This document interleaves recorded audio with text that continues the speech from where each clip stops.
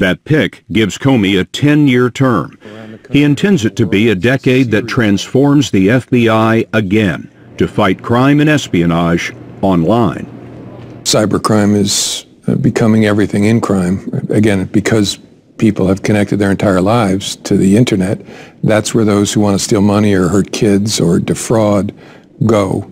And so it's an epidemic for reasons that make sense. How many attacks are there on American computer systems and on people's credit card numbers and the whole mass of it? What does a day look like if you're concerned with crime in cyberspace? Probably too many to count. I mean, I think of it as kind of an evil layer cake. At the top, you have nation-state actors who are trying to break into our systems, terrorists, organized cyber syndicates, very sophisticated, harvesting people's personal computers, down to hacktivists, down to criminals and pedophiles.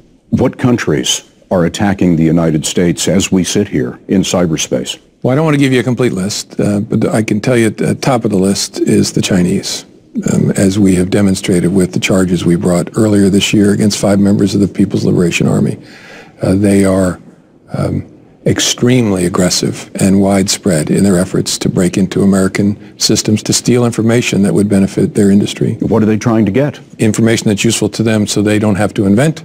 They can copy or steal so they can learn about how a company might approach a negotiation with a Chinese company, all manner of things. How many hits from China do we take in a day? Many, many, many. I mean, there are 2 kinds of big companies in the United States. There are those who've been hacked by the Chinese and those who don't know they've been hacked by the Chinese. The Chinese are that good? Actually, not that good. I liken them a bit to a drunk burglar. They're kicking in the front door, knocking over the vase while they're walking out with your television set. They're just prolific. Their strategy seems to be, we'll just be everywhere all the time, and there's no way they can stop us. How much does that cost the U.S. economy every year? Impossible to count. Billions. Sounds like cybercrime is a long way from Bonnie and Clyde for the FBI. Bonnie and Clyde could not do 1,000 robberies in the same day in all 50 states from their pajamas halfway around the world. The FBI's had legendary problems upgrading its computer systems. Are you now to a place where you're satisfied that you're meeting the cyber security threat? We've made great progress coordinating better as a government. When I last left government, my sense of us was kind of like 4-year-old soccer. So like a clump of 4-year-olds chasing the ball, we were chasing it in a pack.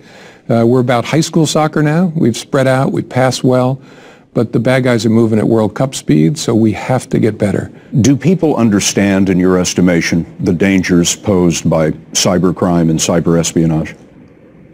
I don't think so. I think there's something about sitting in front of your own computer, working on your own banking or your own healthcare, your own social life, that makes it hard to understand the danger. I mean, the internet is the most dangerous parking lot imaginable, but if you were crossing a mall parking lot late at night, your entire sense of danger would be heightened. You would stand straight, you'd walk quickly, you'd know where you were going, you would look for light.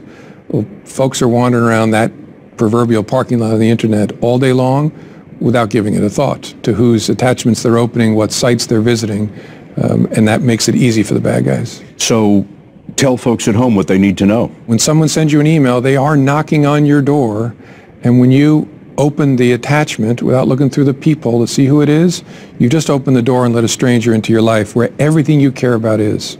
And what might that attachment do? Well, take over the computer, lock the computer, and then demand a ransom payment before it would unlock, steal images from your system of your children, or your, or steal your banking information, take your entire life.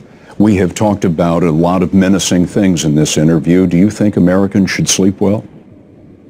I think they should. I mean, the money they have invested in this government since 9/11 has been well spent. And we are better organized, better systems, better equipment, smarter deployment. We are better in every way that you'd want us to be since 9/11. We're not perfect. And my philosophy as a leader is we are never good enough, but we are in a much better place than we were 13 years ago. Our conversation with FBI Director James Comey continues here next week when we ask whether the FBI is snooping on average Americans and why he thinks Apple's new iPhone software could be a threat to national security.